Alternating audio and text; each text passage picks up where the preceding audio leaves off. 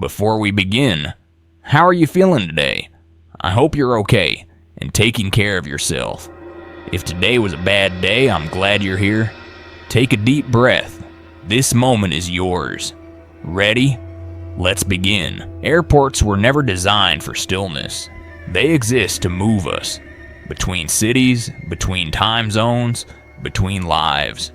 But beneath the polished floors and overhead announcements, there's a silence that doesn't belong. It lives in the corners of terminals after midnight, in the stale air between delayed flights, in the eyes of passengers who stare too long at empty gates. We think of air travel as progress, cold, efficient, calculated, but that's only the part we see. Behind the speed and structure, there are stories. Ones that didn't make it past security. Ones that stayed behind when the doors closed and the cabin lights dimmed. These are not tales of haunted hotels or cursed roads. These are stranger, quieter, and somehow more believable. Because everyone's been on a plane. Everyone's felt the way time bends 30,000 feet above the earth. Everyone's looked down from a window and wondered what would happen if they didn't land. Or worse, if something else did. This is a collection of moments suspended mid-air. Stories that exist between departure and arrival. Some of them are about people who vanished. Others are about people who never should have boarded. But all of them ask the same question. What does it mean to leave something behind? And what if it follows you? So fasten your seatbelt, turn off your devices, and listen closely. These aren't stories you'll find in the in-flight magazine. These are the ones whispered at the edge of the radar. Overlooked, unclaimed, left drifting above cities and oceans. Welcome aboard. You're now flying with Beyond the Veil. Some stories begin at takeoff, others at 30,000 feet. But the first begins long before the engines start. Inside the empty halls of a terminal after hours, where movement has ceased but presence still lingers. It's in these forgotten spaces that we find the kind of silence that doesn't come from absence, but from something waiting to be noticed. And that's where our journey begins. Story 1. Last call at LaGuardia. I never planned to work night shifts at LaGuardia. It was supposed to be temporary, 3 weeks max. But temporary things have a funny way of sticking when you're 23, broke, and trying to afford nursing school on a part-time TSA paycheck. My job was simple. Monitor the lower terminal exits from 10 p.m. to 6 a.m., check cameras, file hourly logs, and mostly, stay awake. LaGuardia at night isn't like the movies. No neon buzz, no mysterious travelers in trench coats. It's just cold, fluorescent lit quiet, like the airport is holding its breath. The terminal I worked in, Concourse D, was partially closed for renovations, but a few overnight international flights still came through. Most nights I saw no one but janitorial staff and an old security guard named Carl Jenkins. Carl had worked there for 37 years. He smelled like leather and menthols, always carried a worn notebook, and knew every inch of the terminal like it was his childhood home. Stay out of the East Wing, he told me my second night. Camera systems are dead in that stretch, and there's no reason to be over there anyway. I nodded, grateful for the tip. I never asked why. Not then. It was around 2:45 a.m. when I first saw her. I'd been sipping vending machine coffee, flipping between camera feeds, when she appeared on monitor 6. A girl, early 20s maybe, wet hair, bare feet, standing still at the far end of the East Wing hallway. Her clothes clung to her body like she'd been caught in the rain, but that was impossible. There were no exits there. At first, I thought it was a glitch. I toggled the feed. Static blinked. She was gone. I sat there, adrenaline creeping up my spine. The hallway was marked storage, authorized personnel only. I called Carl. No answer. I didn't report it. I didn't even leave my booth. I told myself it was a trick of light, that fatigue was playing games. But the next night she came back. Same feed, same time. Only this time she was closer, maybe 30 feet from the camera. Her eyes, dark and swollen, stared directly into the lens. Carl showed up around 4 a.m., as usual, with his thermos and flashlight. I told him. He froze. His lips tightened. "Don't joke about that," he said. "I'm not," I replied, frustrated and scared. He didn't respond right away. Then, in a low voice, "Do you know about Flight 88? I shook my head. He sat down, his knees cracking beneath him. It was 1989, Boeing 727. Mechanical failure on descent. Clipped the tarmac and burst into flames. East wing took the hit. They rebuilt it quick, made it look like nothing happened. But it did." He paused. "Only one body was never recovered. A girl, seat 12A. They listed her as missing in the official report. They said maybe she fell out before impact. But I was there, kid. I pulled bodies out of those seats. She was still buckled in. His eyes were wet now. When they cleared the wreckage, her seat was gone, ripped clean off the floor. The next few nights blurred. I stopped sleeping during the day, ate little, checked that same feed every hour, waiting. The girl, who I now called 12A in my head, began to move. Not erratically, not like a ghost, deliberately. Each night she came closer to the camera. By the 5th night, her face filled the frame, pale, wet, unblinking. One night, I arrived at the terminal to find the monitor already on. The camera feed was live, even though I'd left it powered down. She wasn't there. But the door to the east wing, it was open. I knew I shouldn't, but I had to see. The hallway was colder than the rest of the terminal.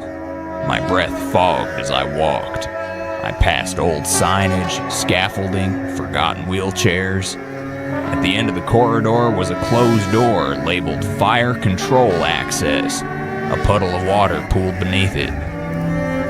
I stepped closer. The door opened on its own. Inside was a room the size of a walk-in closet, filled with rusted equipment and a broken red phone hanging off the wall. But what froze me wasn't the phone. It was the child's shoe, small, blue, singed around the edges, resting on a charred strip of seatbelt. I stumbled back, heart pounding, and someone whispered behind me. "You saw me." I spun around, empty, but the air was thick. I bolted back to the booth, slammed the feed off, and told Carl I needed to go home sick. He didn't ask why. That night, I couldn't sleep. I kept thinking, if that had been my sister, my friend, me, would I want to be forgotten inside an airport wall? Carl didn't show up the next night, or the night after. I heard later that he'd retired without notice. His locker was left untouched, except for one thing, his old notebook. Inside were pages of dates, times, drawings of the girl, and this line scribbled across the back cover. She doesn't want justice. She wants to be remembered. There's a reason I'm telling you this. Not to scare you, not to entertain, but because if you've ever walked past an empty gate late at night and felt something watching, maybe you were right. Maybe there's someone, somewhere, who just needs to be seen. I've since quit. I work at a nursing home now. Still night shifts. Still quiet. But at least here, when someone goes missing, people look for them. And if you're still with me, thank you. I know this story is hard to believe, but if you ever find yourself alone in an airport hallway and the air feels a little colder, don't run. Just pause. Look around. Remember someone might have been left behind. That's what Beyond the Veil is for. To tell the stories others forget.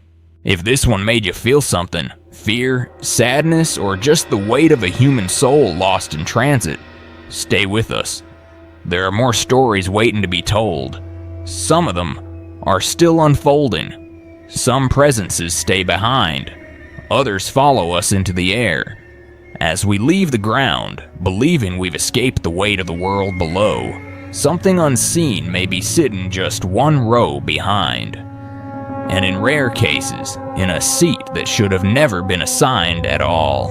Story 2. The cabin seat that should have stayed empty. I wasn't supposed to be on that flight. I'd missed my original connection in Dallas due to weather delays, and the airline had scrambled to rebook me onto a red-eye to Salt Lake City. It was one of those awkward flights that left just before midnight, packed with tired business travelers and scattered families heading home from Thanksgiving. I didn't complain. I just wanted to get back in time to open the store in the morning. When I scanned my new boarding pass, I noticed something odd. Seat 14A, a window seat. But I'd requested an aisle. I didn't have the energy to argue, so I boarded with a sigh and made my way down the dimly lit aisle of the Boeing 737. Most of the overhead bins were already stuffed, and people's expressions were uniformly blank, dulled by travel and fatigue. My row was near the back. As I reached it, I saw a woman standing in the aisle, looking confused. She was holding a ticket in her hand and glancing between the seat numbers and mine. 14A? She asked softly. I showed her my pass. They gave it to me too, I said. A flight attendant came over, checked both our tickets, then smiled politely with that rehearsed tone that comes from countless hours of dealing with travel chaos. Oh, that's odd. 14A isn't supposed to be assigned. One of you must have been bumped from an overbooked row. The woman was reassigned to an aisle seat across the cabin, and I was told to go ahead and sit. As I dropped into the seat, I noticed something peculiar. The window next to me had no view. The plastic shade was sealed shut, permanently. The wall around it looked newer than the rest of the aircraft, almost replaced. The man in 14B next to me was tall and quiet. Mid-40s, wore a gray hoodie, smelled faintly of peppermint. He nodded when I sat, then went back to flipping through a worn paperback novel. I didn't think much of it. The flight took off without issue. The lights dimmed. People slept. An infant cried somewhere near the front. I leaned my head against the sealed window and closed my eyes. That's when I felt the cold. Not a draft, more like a concentrated chill, as if the metal wall behind the window was radiating something unnatural. I shifted, but it didn't go away. The chill seeped into my shoulder and down my spine. I looked over at the man in 14B. He hadn't moved. He was staring straight ahead, not blinking, not turning pages anymore. His hands gripped the book tightly, white-knuckled, as if holding onto it kept him grounded. I cleared my throat softly, trying not to disturb him, but he didn't flinch. Hours passed in that quiet tension. The flight attendant came by offering drinks. I asked if there were any extra blankets. She handed one over but hesitated when she looked at my seat. Her brows knit slightly, like she was trying to remember something. Then she shook her head and moved on. I tried to sleep, but the cold pressed against me like a presence. Not just a temperature, something deeper, something conscious. I began to feel uneasy, not from the seat, but from a creeping thought in the back of my mind. I couldn't shake the memory of the woman who'd almost sat there, or the flight attendant's subtle unease. I opened the in-flight magazine to distract myself and found a page torn out. It wasn't messy, cleanly removed, like with a box cutter. The missing article was about a past incident on the airline. Curiosity bloomed in my chest. I took out my phone, enabled airplane Wi-Fi, and started searching. That's when I found it. Flight 211, 3 years ago, Dallas to Salt Lake City. Sudden decompression. Seat 14A was the point of failure. The window had cracked mid-flight, and a woman had been pulled partially out before the aircraft descended. She didn't survive. The seat was destroyed. The row was blocked off for investigation, and photos showed the same sealed panel next to me now. I stopped breathing. My hands went cold. I turned to the man beside me, desperate to say something, but he was gone, vanished. His book lay face down on the seat. The cabin lights flickered briefly. I sat frozen, unable to move, eyes darting up and down the aisle. No one else seemed to notice. I pressed the flight attendant button. No response. I stood, leaned into the aisle, and waved quietly. A man a few rows up looked back at me with mild concern, but didn't say anything. I sat again. My chest tightened. The cold deepened. I picked up the book in 14B, no title on the cover. I flipped it open. Inside was a handwritten message on the first page. I shouldn't have taken her place. I dropped the book. My pulse hammered. The sealed window began to fog, though no breath touched it. Then I saw it. An outline, a face, pressed gently against the plastic. Pale, wide eyes, mouth slightly open, staring in. I lurched out of the seat and stumbled into the aisle. My legs were trembling. A flight attendant appeared from the galley. "Sir, are you okay?" she asked. Her voice sounded distant, hollow. "There's someone outside the window," I whispered. She blinked slowly. "That seat was never supposed to be assigned," she said, almost too calmly. "It was closed permanently." I shook my head. "I have the ticket. You gave it to me." Her eyes softened, almost mournful. "And now someone else doesn't." We landed an hour later.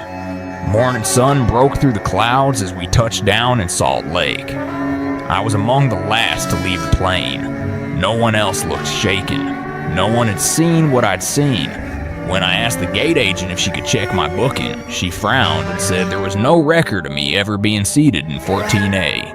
I never got an explanation, but I've thought about that night often, about how systems glitch, how seats get reassigned, and how easy it is to forget there's a cost to everything, especially when someone else was meant to be there.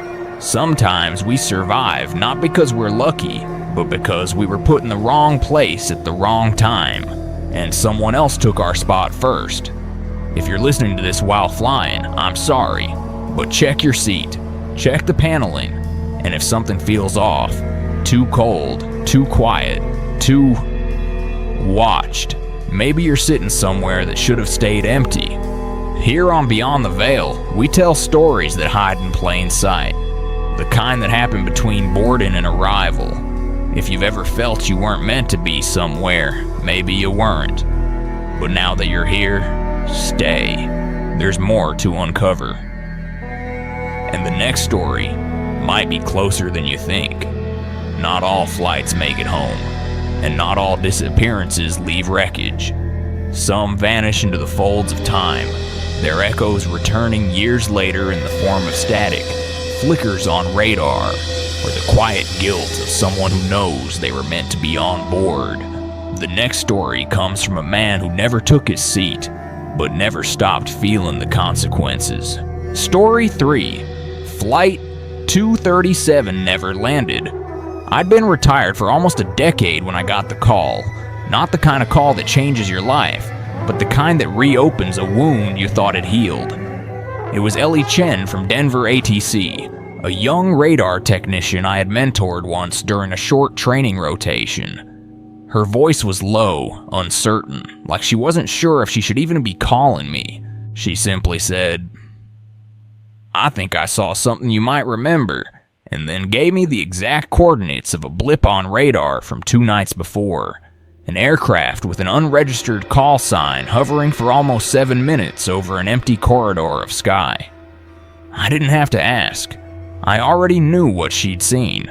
I was the pilot of Flight 237, or at least I was supposed to be. On January 14th, 2003, I was pulled last minute from the roster due to a stomach virus. My co-pilot, Jerry Meyer, took the left seat in my place. The flight never made it to Reno. Somewhere over the Colorado Rockies, Flight 237 disappeared from radar, lost communication, and was never seen again. No wreckage, no black box, no trace. It was my name in the original manifest, my route, my seat. Every year on the anniversary, I'd pour a drink and imagine what would have happened if I hadn't eaten that bad shrimp salad. Survivor's guilt doesn't fade with time. It thickens, hardens into something you learn to wear. I told Ellie not to report it, not yet. I booked a flight to Denver that same night. She met me in the parking garage at DIA, her face pale, her eyes shadowed by more than fatigue. She showed me the raw radar feed on a battered laptop in her trunk. The call sign wasn't just unusual, it was familiar. XX 237, a scrambled echo of a flight that should have never resurfaced. The blip had hovered over a dead zone, an area known for frequent static interference due to atmospheric conditions. But the signature wasn't noise. It held altitude, held velocity, and then it stopped. Completely. Hovered. I knew that flight path. I had flown it dozens of times. I could trace it from memory. Denver to Reno, crossing over the Rabbit Ears Range. That area was brutal in winter, a minefield of turbulence and electrical disruptions. But nothing explained this. I called in a favor from a friend who still worked for the NTSB. Told him I was chasing a ghost. He laughed, but gave me clearance to check the original investigation files that hadn't been opened in nearly 20 years.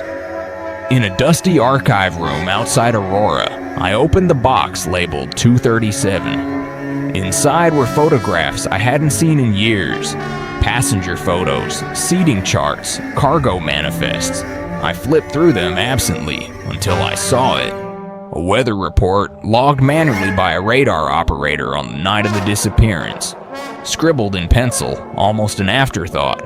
Short burst signal received 2304. Possible flight ID match. Ignored due to static interference. They had seen something. Someone had. But back then, it was easier to chalk it up to equipment error than open an investigation into the impossible. I drove to the last known coordinates of Flight 237, a mountain road west of Granby, Colorado. Snow blanketed everything, softening the edges of the world, muffling the wind. I parked where the GPS said the signal had lingered and waited. Nothing happened for hours. The sky grew heavy, clouds pressing low. Then, just after 3 a.m., my car's radio flickered to life. I hadn't touched it, no station, just static. Then a voice, faint, broken, whispered my name. I sat frozen, my hands locked on the steering wheel. The voice came again, garbled, male, familiar. It should have been you. The air inside the car turned cold. My breath fogged the windshield. My pulse raced, not from fear, but from recognition. I knew that voice. Jerry. The sky outside shimmered faintly, like heat rising from asphalt, but this was snow-covered wilderness. Then I saw them, lights in the sky, like landing gear approaching. No sound, no engine roar, just slow, graceful descent. A silhouette of a jetliner formed in the air above the trees. No markings, no sound, just the shape. I stepped out of the car, boots crunching in the snow. I stood alone in the dark, looking up at something that shouldn't exist. The plane hovered silently, impossibly still, then began to dissolve. Light scattering like dust in the wind. In its place, falling gently, came a single object, a pilot's logbook. It landed softly at my feet. I picked it up with shaking hands. Inside, only one entry, in Jerry's handwriting. Altitude hold. Cabin pressure stable. I saw him on the ground, watching. He took my seat. My throat closed. The guilt I'd buried for years burst open like a dam. I fell to my knees, clutching the logbook like a lifeline. I don't expect anyone to believe me. I wouldn't if it were someone else. But I know what I saw. I know what I felt. Somewhere in the sky, there are flights that never landed, conversations that never finished, people who never got to say goodbye. Jerry's family never blamed me, but that didn't matter. I blame myself. Every day. I still do. But that night in the mountains, I understood something for the first time. He didn't want to haunt me. He wanted me to remember, to tell someone, to not let it disappear like he did. So if you're listening to this now, sitting in a window seat, watching clouds drift past, know this. The sky is full of stories that haven't been written down. Some are lost in static, some are buried in snow, but some try to come back. And if one night, on some lonely road, you hear a voice that says your name in the crackle of the radio, don't answer, but don't forget. Here at Beyond the Veil, we collect what others dismiss. We remember the ones that never made it, because sometimes telling the story is the only way to land the plane. We often think of airports as places to pass through, not places where things stay. But beneath the polished corridors and locked doors, there are rooms built to contain what we choose not to explain. Some were sealed for a reason. Some were simply forgotten. Story 4, Heathrow's Forgotten Room. I started working at Heathrow Airport the summer after my divorce. I didn't plan on staying long. It was meant to be a stopgap. Load baggage, clock hours, go home. The rhythm was perfect for someone who didn't want to think. Heathrow had its own ecosystem. Everything was on a loop. Arrivals, departures, movement without meaning. For a man trying to forget the pieces of his life that fell apart, it was exactly the kind of place I needed to be.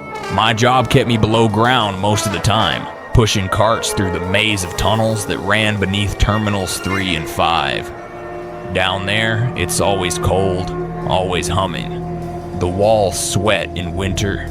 The lights flicker without cause. And even though the place is constantly buzzing with luggage belts, engines, and wheels on concrete, there's a strange kind of silence in it all. Like the airport holds its breath in places the public will never see. I worked mostly with Omar, a guy from Southall with kind eyes and a bad knee. He'd been there longer than most, 15 years, and had a way of making you feel like the job mattered, even if all we did was move people's forgotten toiletries and poorly packed souvenirs. He knew every shortcut, every corridor, but there was one he never touched. We were rerouted one night due to a belt jam. The service elevator dropped us at a level I'd never seen. Dim lights, no signage, peeling paint. There was a rusted door at the end of the hallway. No handle, no lock. Just a room number stenciled in faded red. Room 342B. Omar stiffened when he saw it. "We're not going that way," he said, already turning the cart around. "Why not?" I asked, more curious than concerned. "That door doesn't open, and if it does, don't be the one who opened it." He didn't explain further, and I didn't push him, but that night it kept me awake. The way he looked at that door, like it wasn't just forgotten, it was forbidden. A few nights later, I came back alone. Curiosity has a way of undoing better men than me. I told myself I'd just look, but the door was ajar, not wide open, just cracked enough to show the dark behind it. The hallway light barely touched it, but something about the angle made it feel like the darkness was reaching out, not waiting in. I pushed it open. Inside was a room no bigger than a storage closet. Dust coated the floor like frost. Fluorescent lights flickered overhead, humming erratically. In the center sat a pile of luggage, at least a dozen suitcases, old and sun-bleached, tagged with airlines I didn't recognize. Some had stickers with years on them. 1987, 1993, 2001, all unopened. And then I saw the shelf. Along the back wall, above a sagging table, was a row of ID tags, the kind they used to use in the 90s, laminated cards on ball chains. Each had a name, a face. Some were faded, but a few were still clearly visible. Smiling passengers, business suits, sun hats, names I didn't know, but one looked familiar. It was me. Not exactly me, but someone who looked eerily close. The name was different. Matthew Klein, age 36, flight from Frankfurt, date January 14th, 1994. My heart hammered against my ribs. I stared at that card for what felt like hours, the air thickening around me. I reached for it, but stopped. Something told me not to touch. I backed out of the room, shut the door, and didn't speak of it for days. When I finally asked Omar again, he didn't act surprised. "They call it the room of returns," he said quietly. "Things go in, luggage, names, people, but they don't always come out." Used to be, the airport had these holding rooms, places for misrouted bags, delayed passengers. Room 342B was one of them, but people started noticing patterns. Bags that were never claimed, ID tags that didn't match manifests, flights that never existed. They closed it off in '95, said it was structural, but the door never got sealed properly. I asked if anyone else had been inside. "Not recently," he said, "but the old-timers say you don't go in unless something's been left behind. And once you've seen it, it knows your name." I didn't sleep that night. The next shift, I found a note in my locker. No envelope, no signature. Just a line scrawled in shaky handwriting. "Check your passport." I did. The date of birth was wrong. My last name was misspelled. In the photo, it was me, but older, more tired, with a scar above my eyebrow I didn't have. I went to HR. They claimed they had no record of issuing me that ID badge. My employment file, according to them, was missing travel documents. I'd been working there 6 months. Suddenly I was a ghost in the system. That night, I returned to the room, not to confront it, but to understand. The door opened before I touched it. This time the room was lit. The shelves now held more tags, more photos. Mine was front and center, but this time there was something new. A suitcase with my initials, the same model I'd lost in a layover 3 years ago in Chicago. I opened it. Inside was a single item, a photograph. Me, my ex-wife, our daughter at age 4. The only copy of that picture had been lost in the divorce. I held it in shaking hands, unable to speak. The lights flickered, the air pressed in, and I heard it, just once, whispered from behind the wall, "Stay." I left that job a week later. I moved out of London, started fresh, but I still have the photo. And sometimes when I look at it, the edges feel warm, like it just came from someone else's pocket. I've never told my daughter, never told my ex, but I'm telling you, because airports aren't just places for travelers. They're containers of memory. In some rooms, some names refuse to be lost. If you ever pass through Terminal 3 at Heathrow and feel like something's watching, maybe it's not paranoia, maybe it's recognition. Here at Beyond the Veil, we remember the forgotten. Not just people, but the places built to forget them. If this story makes your next flight feel a little colder, then maybe that's good. Because there are rooms all around us, locked not with bolts, but with indifference. And when one finally opens, ask yourself, what did you leave behind? And when something is forgotten long enough, it begins to call out. In the corners of terminals, in the hollow space behind restroom walls, a sound can echo for years without anyone truly listening. But once you hear it, you don't forget. And you don't walk past that door the same way again. Story 5. The Terminal Echoes. LAX at night is a strange place. Not dead, not alive. Just hovering somewhere between the two, like a city that refuses to sleep but has long since forgotten why it stays awake. I worked nights there for 4 years, manning a tiny burrito stand near Gate C-22. The graveyard shift wasn't glamorous, but it paid better than day hours, and I liked the quiet. No crowds, no chaos. Just the slow hum of floor polishers and the occasional whisper of wheels against tile. That part of the terminal was mostly empty between 1 a.m. and 4 a.m. A few red eyes still came through, but for the most part, it felt abandoned. Except it never was. Not really. The first time I heard the crying, I thought it was the vents. The building groaned and hissed in odd ways after midnight, and the air systems rattled like something alive. But the sound was too soft, too human. It came from the women's restroom just past the newsstand, always at the same time.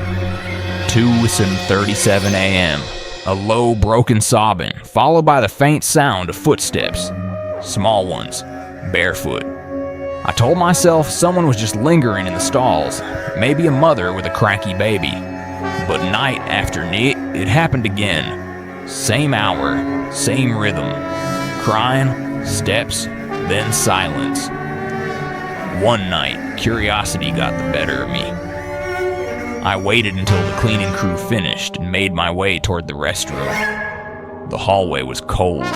The overhead lights flickered slightly, casting shadows that stretched too long for the space they belonged to. The moment I stepped inside, the crying stopped. The air was still, heavy. I checked each stall, empty. The place smelled like bleach and something else, like stale milk left too long in the sun. On my way out, I noticed the mirror had a small handprint near the bottom right corner, smudged like someone had touched it from below. I started asking around, quietly. Benji, a guy who worked graveyard at the Hudson Books kiosk, told me he'd heard it too. Only ever in that restroom, he said. Happens like clockwork. You're not crazy. I laughed, but I wasn't amused. Digging through public records became a strange new hobby.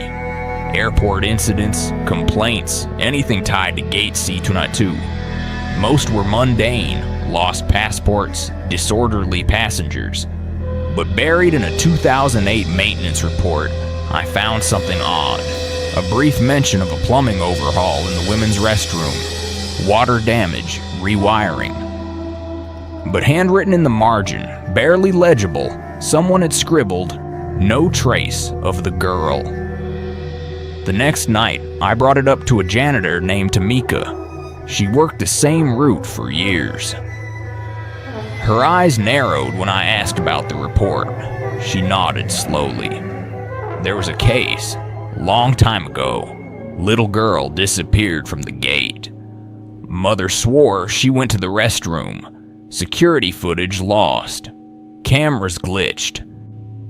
They searched for days. No sign, not even a shoe. The story gnawed at me. I thought of my niece, barely 6, and imagined the horror of losing someone that small in a place so big, so impersonal. From then on, I listened for the crying. It became a ritual. At 2:30 a.m., I'd pause at the end of the hall and wait. Sometimes I'd hear it faintly. Sometimes it didn't come at all. But when it did, I noticed something strange. The sound wasn't always coming from inside. Sometimes it echoed through the walls. One night, I brought a small digital recorder. Not for proof, just so I'd know I wasn't losing my mind. I left it near the mirror and picked it up after my shift. Back home, I sat at my kitchen table and hit play. For the first 30 seconds, there was nothing but soft static. Then came the sobbing. Quiet, broken, unmistakable. But it was what came next that froze my spine. A voice, not a scream, not a whisper, just a small, frightened voice that said, "Mommy?" Then silence. I sat there, staring at the recorder, my hands shaking. I didn't sleep that day. I returned the next night, recorder in hand, and did the same. This time, after the sobbing, came a new sound. A faint knock, like someone tapping gently on glass. When I played it back, I heard something else layered beneath the knocks. A name, not mine. A week later, an elderly woman came to the burrito stand. She looked lost, clutching an old photograph. She asked if there used to be a mural near Gate C22, a mural with balloons and stars. I remembered it vaguely, painted over after the renovations. She held up the photo. It was a little girl, maybe 5, wearing a red dress, standing in front of that same mural. This was taken before she vanished, the woman said. Nobody would talk to me after. They just shut the door. Her voice cracked. It's been 15 years. I asked her the girl's name. It wasn't the one from the recording, but somehow I wasn't surprised. After she left, I walked back to the restroom. It was just past 2 a.m. The lights flickered again. The air was colder than usual. I stood at the sink and looked into the mirror. The handprint was still there, and next to it, a second one had appeared. Smaller, fresh. They were reaching for each other. I don't work at LAX anymore. I left 2 months later, transferred to San Jose. I still work nights, still prefer the quiet. But some silences follow you. I keep the recordings on an old flash drive. I've never shared them. I don't think anyone would believe me, and honestly, I don't want to prove anything. I just want that little voice to know she was heard. Because the scariest thing isn't that something terrible happened in that terminal, it's that it was ignored, buried under schedules and construction. We think airports are places of movement, but they're filled with people stuck in time, waiting for someone to notice they never arrived. If you ever find yourself at a gate that feels colder than the rest, if you hear a sound you can't place, don't shrug it off. Sometimes echoes aren't echoes, they're memories trying not to fade. And here at Beyond the Veil, we listen. Because some stories aren't told, they cry out until someone finally hears them. Not all stories are grounded. Some are suspended just beyond the clouds, hidden in the stillness above the horizon. Pilots speak of dead zones. Photographers capture more than they aim for. And sometimes, what hovers in the sky is not unidentified, it's just unacknowledged. Story 6. In the skies above Anchorage. The thing about photographing auroras in Alaska is that it's mostly waiting. Waiting for the right shape, the right shift in the sky, the right moment when the green turns to red, or the wind drops just enough for your tripod to hold steady. I'd been out in Fairbanks for 2 weeks, staying in a small cabin near the outskirts, far enough from the city lights, but close enough to a cell tower to upload pictures. It was my second winter up there, and I'd finally saved up enough to rent proper gear. Mirrorless, wide-angle, 4K time-lapse capable. On the third night of February, just after 2 a.m., I saw something in the sky that didn't belong. It wasn't the aurora. That was still there, rippling like a curtain of silent fire. This was something else, something colder. At first, I thought it was just a high-altitude jet, one of those cargo planes flying into Anchorage, but it hovered. Jets don't hover. The object, sleek, silent, longer than any commercial aircraft, hung in place above the tree line. I stared at it through my lens, adjusting focus, zooming in. No lights, no markings, no sound. Then it began to move. Not forward, down, slowly, deliberately. I clicked the shutter and kept shooting, my fingers numb even through thermal gloves. The object descended behind a ridge a few miles off. I kept recording, convinced I caught something no one would believe without proof. Back at the cabin, I uploaded the images. Frame by frame, it was all there. Not just the descent, but the shape, the symmetry, the absence of navigation lights. In one frame, the object reflected the faint green of the aurora, casting a shadow across the clouds. I posted one photo to my blog, just one, titled it Unidentified, no captions, no hashtags. It was taken down within an hour. My site crashed, my email flooded. Most were curious, some were aggressive, a few unsettling. The next morning I got a visit. A black SUV pulled into the snow-packed trail leading to my cabin. 2 men stepped out, no badges, no names. Just suits and long coats that didn't belong in Fairbanks. They were polite but firm. Asked if I'd seen anything unusual the night before. I played dumb, said I was chasing auroras. One of them smiled and asked if I believed in coincidences. I didn't answer. When they left, I checked my equipment. My backup drive, gone. My camera, intact but wiped. Only the SD card I'd hidden in my boot liner remained. I hadn't uploaded everything. I flew back to Anchorage the next day. My hands wouldn't stop shaking, even in the airport. I boarded a local flight back to Seattle, hoping to leave the cold and the fear behind. But as the plane lifted into the air, I glanced out the window and saw it again. Far in the distance, just a flicker of movement, too smooth to be natural, too straight to be wind. The man next to me noticed my stare. He was older, weathered, with the build of someone who'd worked outdoors his whole life. He leaned closer and said, almost under his breath, "You saw it too, didn't you?" I didn't respond, but something in my face must have answered for me. He told me he was a retired pilot, flew for Alaska Airlines in the 90s, said there was a corridor northeast of Anchorage they used to call the Dead Path, a stretch of airspace where instruments glitched, radios died, and sometimes things showed up on radar that weren't there in the sky, or maybe they were. His words stayed with me all the way back to Seattle. I moved south after that, sold most of my gear, gave up night photography. But the image never left me. A month later, I received a small package, no return address. Inside was a single photograph, one of mine, but not one I remember taking. It showed the object, clearer than I'd ever seen, hovering above the ridge. But in the foreground, standing on the snow-covered hill, was me, camera in hand, face turned upward. I never stood there. I never posed. No one else was with me. There was a note on the back of the photo, handwritten, barely legible. It said, "Some moments exist twice. Once when they happen, once when they're remembered. You're not done remembering."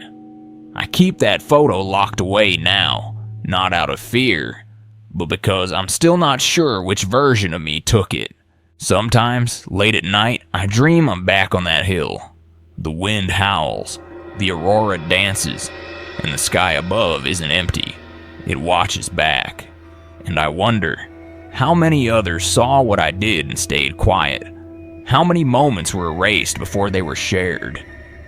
In this world, we're trained to disbelieve, to mock what doesn't fit in the frame. But some truths don't care about the frame. They hover, just out of sight, just above the horizon. If you've ever looked up at the night sky and felt something looking back, maybe you weren't wrong. Maybe you just didn't have a camera ready. Here at Beyond the Veil, we don't chase answers. We collect questions that refuse to fade. And if you find yourself walking under stars that feel too still, too silent, look again. What you thought was nothing might just be waiting for someone who remembers. But not everything strange stays above us. Some truths are buried deep, below gates, beneath staircases no longer on the maps. Maintenance logs don't tell these stories. but the walls remember, and so do the names we were never meant to read again. Story 7, Beneath Gate 13. The thing about working maintenance at O'Hare is that nothing ever feels finished. There's always another section to resurface, another line of conduit to trace, another panel buzzing just slightly too loud. It's a city beneath a city, with more forgotten tunnels than anyone bothers to count. I'd been working the night shift there for over 12 years, long enough to stop getting lost, and long enough to stop asking why certain doors were sealed shut with bolts that looked older than the rest of the building. It was during a routine inspection that I found it. Or maybe it found me. Gate 13 had been temporarily shut down for lighting upgrades. On paper, we were just swapping fixtures, but the power routing was off. The entire section pulled more current than it should have, enough to trip the emergency fail-safes twice that week. My supervisor thought it was bad wiring. I thought otherwise. The hallway beyond Gate 13 always felt different. The air was thicker, heavier, as if it resisted movement. Even the floor tiles sounded off. Less echo, more absorption, like walking across a shallow grave. I ignored the feeling until the night we opened the floor panel near the gate. Beneath the tile wasn't conduit, it was concrete, solid, unbroken. But the blueprint showed a utility tunnel beneath it, one that had been used during the original construction in the 1950s. I remembered the section clearly from the old training maps, but here, it simply wasn't there. I brought in Isaiah, a college intern assigned to our department for the semester. He was a bright kid, studying structural archaeology, something about how buildings evolve and leave behind layers of use. He took one look at the panel, pulled up the old architectural files, and frowned. This corridor wasn't supposed to exist, he said. It was sealed during Cold War retrofits. But there it was. The sensors beneath the floor detected a void, 10 feet deep, perfectly rectangular. No access point, no hatch. 3 nights later, we cut through. The smell was the first thing we noticed. Not rot, but age. Like stale air trapped behind walls for decades. Dust rolled up like breath from the earth. Inside was a narrow staircase, leading downward into silence. The concrete walls were lined with rusted piping and light fixtures with long-dead bulbs. We should have turned back, should have logged it, and let the higher-ups handle it. But curiosity is a hunger, and that night, it devoured us both. We descended 27 steps before reaching a flat corridor. The air shifted there, warmer, but not in a comforting way. It felt used, like something had exhaled moments before we arrived. Isaiah moved ahead with his flashlight, documenting everything. I followed, trying not to notice the walls, which were marked with deep scratches. Not vandalism, but wear, as if something with claws had passed this way more than once. At the end of the corridor, we found the room. It wasn't large, maybe the size of a freight elevator, but the walls were covered in ID badges, hundreds of them, laminated, cracked, pinned in rows. Each had a name, a face, an employee number. I recognized 3 of them, people who'd gone missing over the years. One was a janitor who clocked in but never out. Another, a baggage handler whose shift ended, but he never picked up his car. The third was a woman I used to see in the cafeteria. Always ate alone, always smiled when she passed me. I hadn't thought of her in years. In the center of the room sat a chair, a maintenance chair, the kind used during inspections. On it lay a pair of work gloves, a folded uniform, and a flashlight, still faintly glowing, though no batteries could last that long. Isaiah knelt beside the chair and picked up the gloves. "This isn't storage," he said. "It's a memorial." But I wasn't so sure. There was no dust on the gloves, no wear on the seat. The air, once warm, turned cold. my breath fogged, and then came the sound, a knock from beneath the floor. We both froze. It came again, 3 sharp taps, deliberate, like Morse code without the message. Isaiah leaned down, ear close to the floor. I told him not to. Something about the space felt wrong, as if the architecture itself rejected light, twisted sound. He pressed his hand against the concrete, then screamed. He fell back, eyes wide, skin pale. "There's something down there," he said. "It's moving." I pulled him to his feet, and we ran. The tunnel didn't seem the same.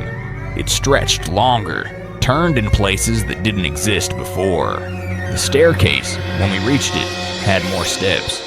We climbed until our legs burned. When we reached the top, the gate was shut, and behind us, we heard it. Breathing. Not from one thing, but many. Ragged, wet, close. The panel burst open. A security team pulled us out. Lights blinded us. Radios crackled. Our supervisor demanded to know what we were doing in a restricted zone. I told him it was on the plans. Isaiah tried to explain, but none of the footage on his camera survived. Corrupted. Files erased. Our report was filed but never followed up. Gate 13 reopened the next week. Isaiah quit 2 days later. Said he was going back to school. I never saw him again. I still work at O'Hare. Still walk the same corridors. But I never go near Gate 13. The floor tiles were replaced. The panel sealed. No trace remains. Except sometimes, late at night, I hear footsteps on the stairs. From beneath. I don't talk about that room. Not to the new hires. Not to my boss. But I walk past the cafeteria wall where the employee memorial plaques are displayed. Every now and then, a new photo appears. No explanation. Just a smiling face, a name, a date. And I remember the wall underground. The faces we found. The ones we couldn't save. The ones who didn't make it back up. Airports are built to move people, but not all of them are meant to arrive. Some vanish in transit, between terminals, between time cards, between breaths, and some end up beneath the surface, buried not by dirt, but by systems that forget. Here at Beyond the Veil, we shine a light into those places. And if you ever find yourself standing at Gate 13, waiting for a delayed flight, and you feel a draft near your feet, step back. Something might be waiting for the door to open again. And then there are stories that travel with us. Not in luggage, but in lungs, in hearts, in borrowed time. When we carry someone else's second chance, we carry more than we know. And sometimes, the person we owe is closer than we think. Sitting silently, watching, waiting to be remembered. Story 8. The Man in Seat. 08. I didn't see him until halfway through the flight. I'd boarded late, breathless from sprinting across Hartsfield-Jackson after a last-minute gate change. They'd already started pre-boarding for a medical transport case, someone critical, flying to Emory Hospital. I barely noticed, too distracted with stuffing my bag into the overhead and sliding into my seat in 11F. The plane was full, tight. Everyone had that early morning exhaustion glazed over their eyes. I remember thinking how oddly silent the cabin was for a domestic flight.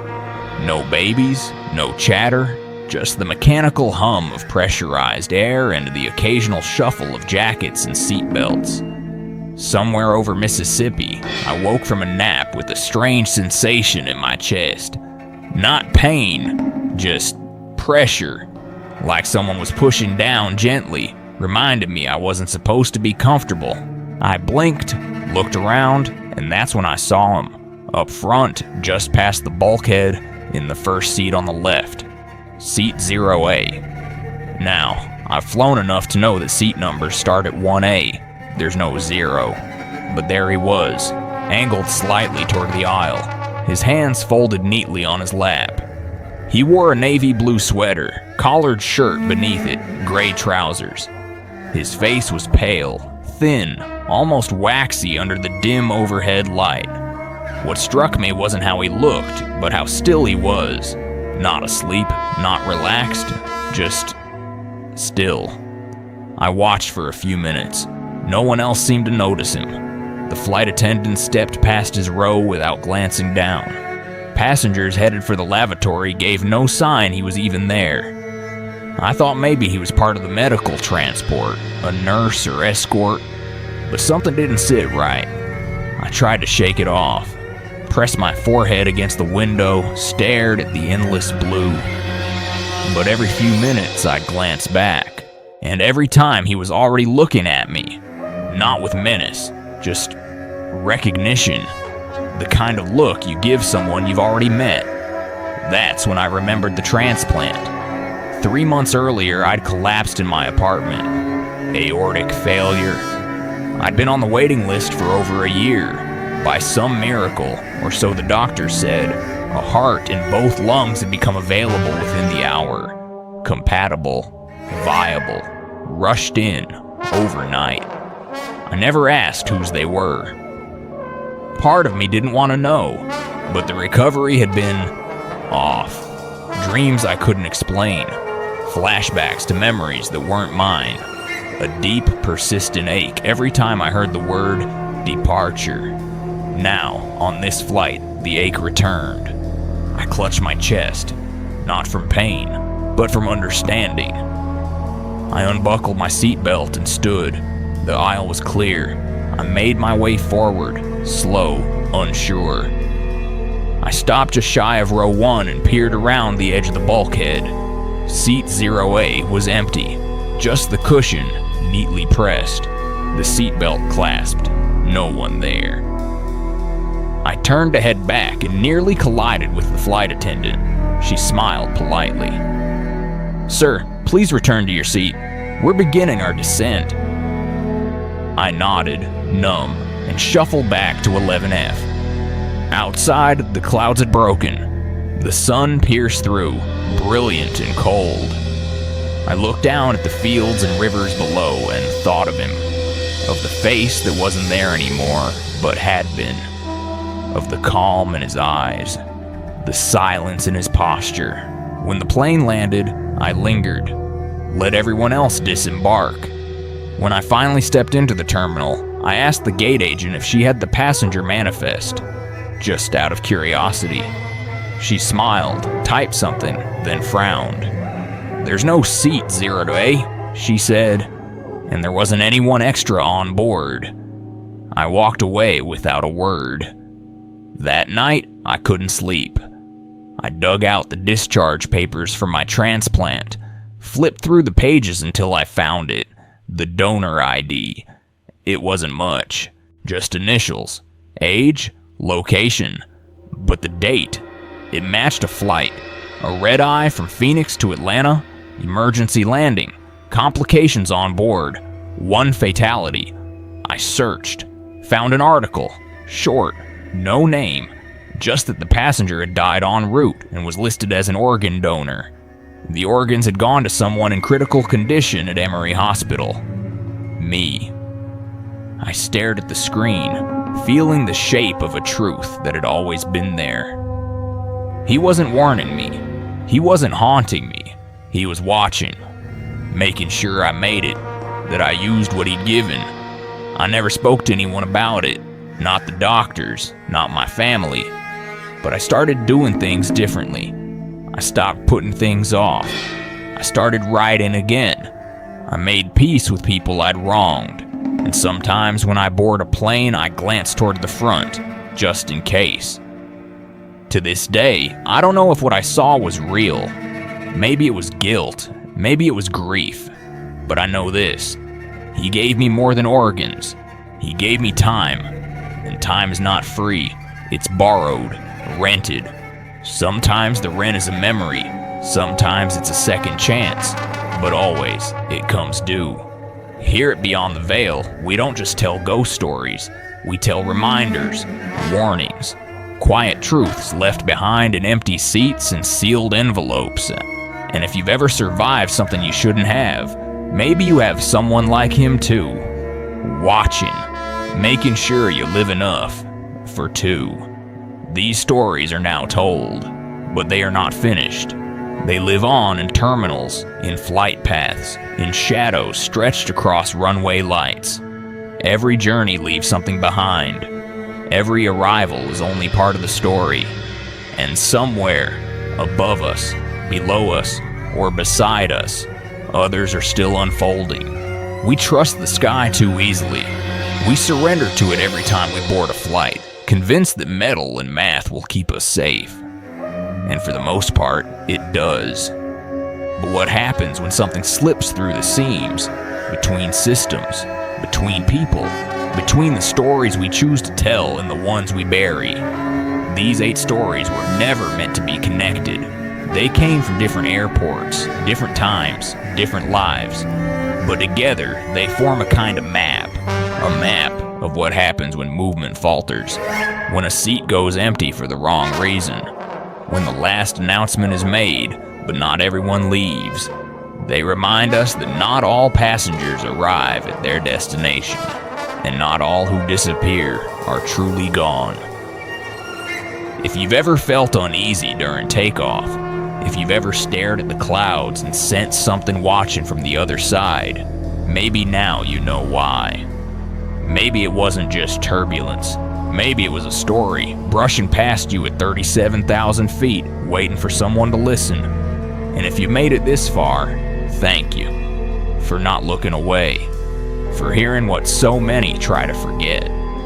The sky is full of echoes, some sad, some strange, some unfinished.